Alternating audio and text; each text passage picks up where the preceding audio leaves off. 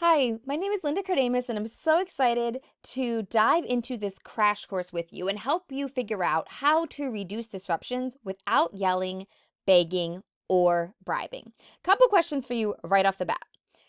Do you ever feel like your classroom is just way too chaotic? Or perhaps that you're trying to teach, but no one is listening to you? Or maybe that you just don't know what to do to fix it? If you resonate with any of those, drop a yes in the comments. And I hope you know that you are not alone. I have totally felt like this, and most teachers that I've talked to have been there at some point too. In particular, my first year was really rough. I remember it was only a couple months into my first year of teaching when the principal called me into his office and said, "Do you know what's going on?" And I kind of knew because I had been having trouble getting class started, but I didn't realize there was stuff more going on behind my back than I realized. And the gist of what he told me was, you need to muster all the authority you have and turn this around somehow. And I remember just holding in the tears until I got to my car and just sobbing because it was just difficult, but also because I didn't know what to do. I didn't know how to fix it. But thankfully, God did not leave me there. I had some amazing mentor teachers that were able to help me, and I was able to figure out some strategies to turn things around. And I can't wait to share them with you.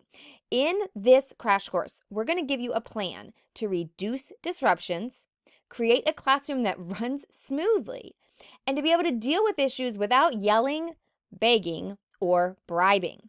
Our goal is for you to be able to teach and your students to be able to learn without all the disruptions. That sounds good to you? Give me a thumbs up, right? I hope so. I can't wait to dive into this with you.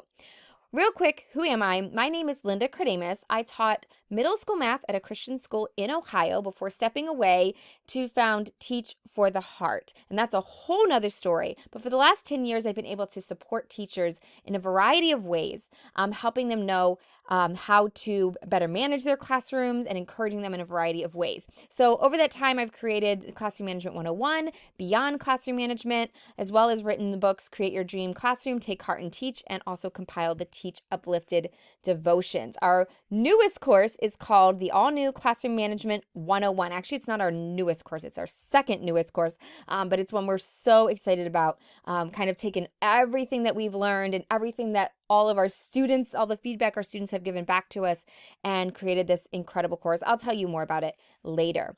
The bottom line, though, is that we've been able to help over 28,000 teachers improve their classroom management through our trainings and resources, and I cannot wait to help you too. If you don't mind, I'm going to take just a moment to pray before we get started. Father, thank you that you are with us. Thank you that if the teachers listening, they care about their students, they care about their classroom, they care about their career, they wouldn't be here. I pray that you will guide my words and that you will guide them as they listen and make this helpful for them, Father. In Jesus' name we pray. Amen. All right, mistake number 1. We're going to start off with some mistakes that you may be making that, if you correct, will make such a big difference. And mistake number 1 is this. If I can get it to come up. Choosing between being kind and being firm. I don't know if you've ever been told that you're being too nice. I've had many teachers come to me and say, I've been told I'm being too nice. I don't believe it's actually possible to be too nice, but what's normally being communicated in this is that if someone's telling you you're being too nice, normally the issue is not actually that you're being too nice, it's that you're being a pushover. It's that you're not holding students accountable. It's that you're choosing to be only nice and not also firm. Maybe you felt, though, this tension between being nice and being strict. Maybe you've worried, okay, I've been told I'm being too nice. Does that mean I have to be mean to get my students to behave? Do I have to choose? I can either be nice or I can have a controlled classroom. And the answer, I really believe, is no.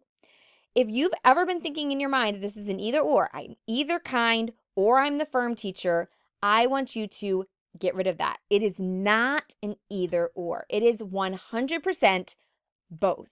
We absolutely must be kind and firm, nice and strict. It is the only way to go. So that means that we should be nice. Our students should think that we're nice. We should be personable, have a personality.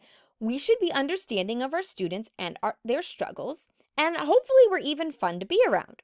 But at the exact same time that we're all of these, we are also having high expectations and holding our students to them.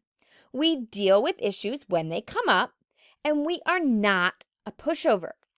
These must exist together. This is the only way to earn your students' respect and keep your students' respect, to build relationships and have a classroom that runs well and where you are respected. So what I want to do here real quick is I want to give you a few nuances of what this looks like and show what does it look like if you're only being kind, what does it look like if you're only being firm, and then how do we want to do both, okay? So the teacher that says, I'm choosing nice, I'm not going to be strict, might worry about being liked. So and honestly, you've probably been there. You've probably been in a spot where you've felt worried, do my students like me? Okay? But that is not good if you're worrying about being liked, because you're going to make choices that are going to be detrimental to your classroom because you're worried about what students, whether or not they like you, rather than what's best for them. On the other side, though, there are some teachers that say, okay, I'm just kind of resigned to my students not liking me. So you might be thinking, okay, if I don't worry about them being liked, do I just not care if they like me? Do I just have to be like, well, whatever, they're not going to like me? Those are the two extremes. We don't want either one. We want to marry these two together. And by being kind and firm, we say, rather than worrying about if they like me, I'm going to focus on earning their respect. And the interesting thing is when students respect you, they often end up liking you in the end too. So that's where the mindset shift we want to make. Rather than worrying about being liked, whenever you're tempted, are they going to like me? Focus, am I earning their respect?